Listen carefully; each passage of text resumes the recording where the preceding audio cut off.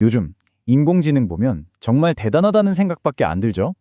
시를 쓰기도 하고 복잡한 코드를 뚝딱 짜내는 걸 보면요. 와, 이건 뭐 거의 새로운 지적 생명체가 탄생한 건가? 하는 기분마저 들어요. 우리 모두가 지금 그 놀라운 능력을 바로 눈앞에서 보고 있으니까요. 그런데 말이죠. 여기서 딱 한 걸음만 더 깊이 들어가 보려고 해요.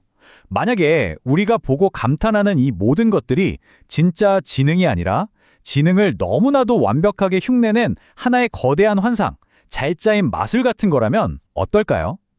바로 이 질문이 오늘 우리가 함께 파헤쳐볼 미스터리의 가장 중요한 핵심입니다. 자, 그럼 첫 번째 단서부터 한번 따라가 보죠. AI의 눈부신 환상. 부제가 더 흥미로운데요. 존재한 적 없는 원본의 완벽한 복제품이라니 이게 대체 무슨 의미일까요? 우리 다들 챗 GPT 같은 거 써보셨죠? 질문 하나 툭 던지면 정말 사람처럼, 아니 어떨 땐 사람보다 더 논리적으로 글을 술술 써주잖아요. 그럼 그 순간에 우리 머릿속에 무슨 생각이 드냐면 무심코 이거 내 말을 진짜로 알아듣고 있네? 이렇게 생각하게 되죠. 바로 거기, 그 아주 자연스러운 믿음에서부터 이 거대한 착각이 시작되는 겁니다. 여기서 아주 중요한 개념이 하나 등장합니다. 바로 시뮬라크르라는 단어인데요. 좀 어렵게 들릴 수 있는데 쉽게 말하면 원본 없는 복제품이라는 뜻이에요. 겉모습은 너무나 완벽한데 그 속, 그러니까 진짜 알맹이는 텅 비어있는 상태를 말하는 거죠. 마치 지능처럼 보이지만 지능의 진짜 본질이라고 할 수 있는 이해라는 게 쏙 빠져있는 지금의 LLM을 꼬집는 어떻게 보면 가장 정확한 표현일지도 모르겠습니다. 그 차이가 바로 여기에 있습니다. 왼쪽을 보세요. 우리가 보는 AI는 유창한 언어, 논리적인 것처럼 보이는 텍스트, 사람 같은 대화, 그러니까 지능처럼 보이는 것들의 집합체예요. 하지만 오른쪽을 보면 진짜 지능은 거기서 멈추지 않죠. 의미를 진정으로 이해하고 경험을 기억으로 차곡차곡 쌓고 또 실제 세상과 부딪히면서 배우고 심지어 스스로의 실수를 깨닫고 고치는 능력. 바로 이 지능으로 작동하는 방식이 지금의 LLM에는 빠져 있다는 겁니다. 겉모습과 실제 작동 방식 사이의 이 거대한 간극, 이게 바로 우리가 오늘 파헤쳐야 할 핵심인 거죠. 아니 근데 우리는 왜 이렇게 쉽게 속는 걸까요? 그 답은 어쩌면 우리 자신에게 있을지도 모릅니다. 바로 우리가 가진 언어라는 신화 때문인데요. 우리는 너무나도 자연스럽게 유창한 말솜씨를 뛰어난 지능과 똑같다고 생각해버리곤 하거든요.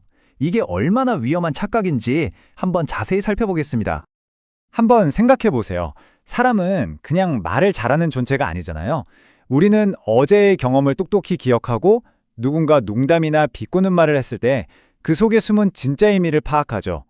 또 스스로 오늘은 이걸 꼭 해야지 하고 목표를 세우기도 하고요. 뜨거운 것에 한번 데워보면 다음부턴 조심하게 되고 실수로부터 교훈을 얻습니다. 이 모든 복합적인 능력이 합쳐진 게 바로 지능이에요. 언어는 그 지능을 표현하는 여러 도구 중 하나일 뿐이지 언어 자체가 지능인 건 아닌 거죠. 그럼 LLM은 도대체 어떻게 그렇게 진짜처럼 말을 만들어내는 걸까요? 사실 이 모델들은요, 자기가 하는 말의 의미를 전혀 모릅니다. 어떤 의도나 생각 같은 건 전혀 없어요. 그냥 수십억, 수백억 개의 문장을 학습해서 이 단어 다음에는 통계적으로 이 단어가 나올 확률이 가장 높다는 계산을 빛의 속도로 끊임없이 반복할 뿐입니다. 그러니까 아주 정교하게 다음 단어를 예측하는 통계 기계인 셈이죠. 왜? 라는 질문에는 영원히 답할 수 없는 겁니다. 모든 것이 이해가 아닌 계산의 결과물이라는 점, 이게 바로 핵심입니다. 하지만 이런 비판에 대해서 AI 업계에서는 보통 이런 반론을 제기합니다. 바로 창발, 영어로는 이머전스라는 아주 마법 같은 단어를 통해서 말이죠. 이게 뭐냐면 모델의 규모가 계속 커지다 보면 어느 순간 갑자기 없던 능력이 기적처럼 짠 하고 나타난다는 건데요. 과연 이게 과학적인 설명일까요? 아니면 우리가 아직 이해하지 못하는 현상을 그럴듯하게 포장한 이야기에 불과할까요? 이 인용문이 그 허점을 아주 정확하게 찌르고 있습니다.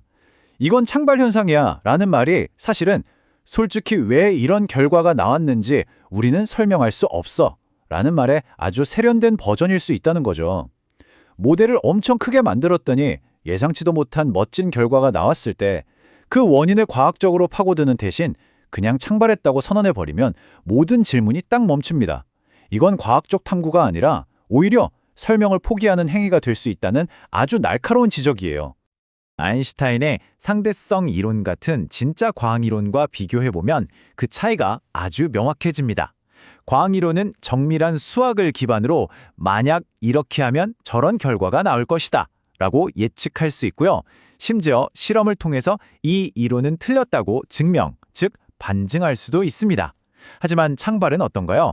어떤 능력이 나타난 후에야 창발했네 라고 감탄할 뿐 모델을 이만큼 키우면 정확히 어떤 능력이 나타날 것이다 라고는 절대로 예측하지 못하거든요.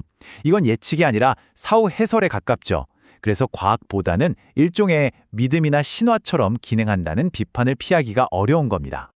이 창발에 대한 믿음은요, AI 업계를 지배하고 있는 더 거대한 신화, 바로 스케일링 신화로 이어집니다. 모델을 무조건 더 크게, 더 많은 데이터로 학습시키기만 하면 언젠가는 진짜 지능, 즉 AGI에 도달할 것이라는 아주 강력한 믿음이죠. 하지만 만약에 이 길이 막다른 골목이라면 어떨까요? 그렇다면 진짜 길은 어디에 있는 걸까요? 여기에 진짜 재밌는, 아니 좀 충격적인 숫자가 하나 있습니다. 이게 뭐냐면 최근에 메타나 구글 같은 진짜 최고 기업들이 모여서 연구를 해봤더니 나온 결과인데요. LMM이 뭔가를 기억하는 최소 단위, 우리가 파라미터라고 부르는 거 있잖아요. 그 파라미터 하나가 저장할 수 있는 정보량이 약 3.6비트로 딱 고정되어 있더라는 거예요. 이게 뭘 의미할까요? 네, 맞습니다. 모델의 기억 용량에 아주 명확한 한계가 있다는 거죠. 근데 더 놀라운 게 뭔지 아세요?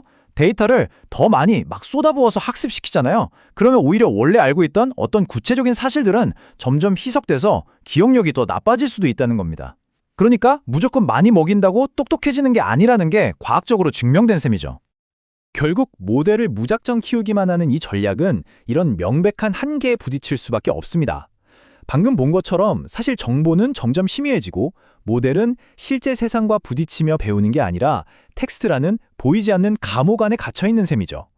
이게 과연 어떻게 진정한 이해로 이어질 수 있을까요? 그리고 더 큰 문제는 모두가 이 스케일링이라는 한 길에만 매달리다 보니까 어쩌면 훨씬 더 혁신적일 수 있는 다른 접근법들은 아예 시도조차 되지 않고 있다는 점입니다. 여기서 정말 중요한 점은요, 이 모든 비판이 그냥 단순히 이론적인 이야기가 아니라는 겁니다. 이 분석을 내놓은 저자는 직접 LLM을 이용해서 스스로 생각하고 행동하는 AI 에이전트를 만들려고 수없이 시도했지만 결국 그 근본적인 한계 때문에 실패를 경험했어요. 즉, 이건 책상머리에서 나온 공허한 비판이 아니라 개발 현장에서 직접 부딪히고 깨지면서 얻어낸 아주 현실적이고 뼈아픈 결론이라는 거죠. 그렇다면 대안은 무엇일까요? 저자는 하나의 천재가 아닌 최고의 팀을 만들자고 제안합니다.